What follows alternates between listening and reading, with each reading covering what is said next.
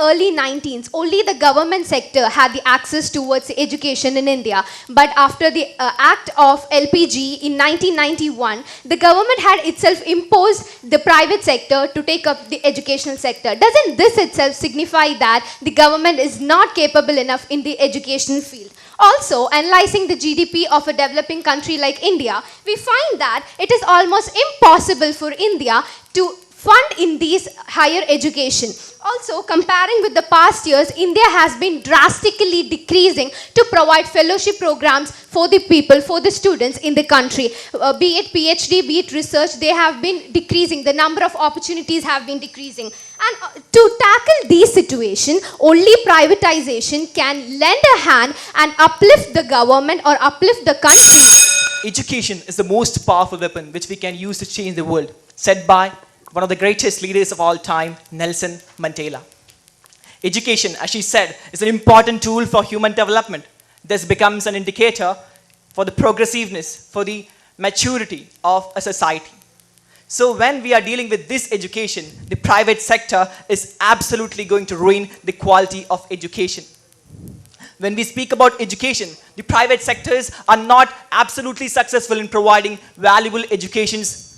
They only some acquire this, but rest of them a complete failure. Numerous private institutions in India, they provide high quality education like the Ambanis, the Adanis, the Amma Sahibs and other many organizations. They do this for the community, for the minority. And in a country, the development does not depend upon how many airports have been built or how many bullet trains have been built. It completely depends upon the change the country has brought for the backward class in the place. These rich peoples are trying for making profit, just putting a word quality in front of their names. They are not providing quality, my dear. They are running behind money and they are topmost in the list of financial institutions. I'll try to quote that. The atrocities that happened in those colleges are very high compared to the government colleges. Clear. It's practically illogical and invalid to make presumption that profit-based education gives the worst quality, because profit itself guarantees the logic that the demand for best education will only give them profit.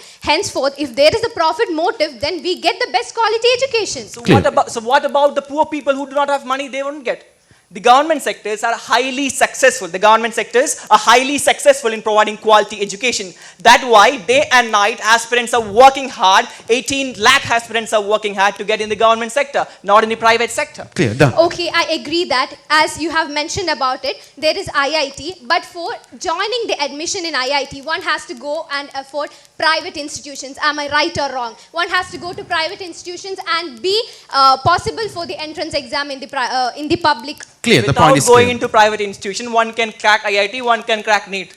That's not a logical answer. So next point.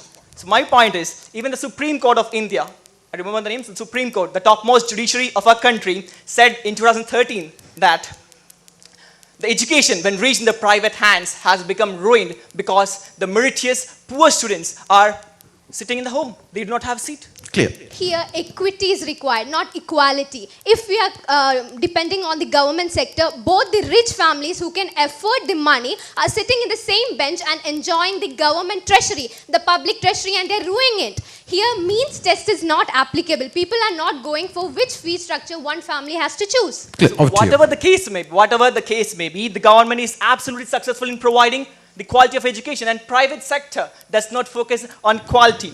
Here,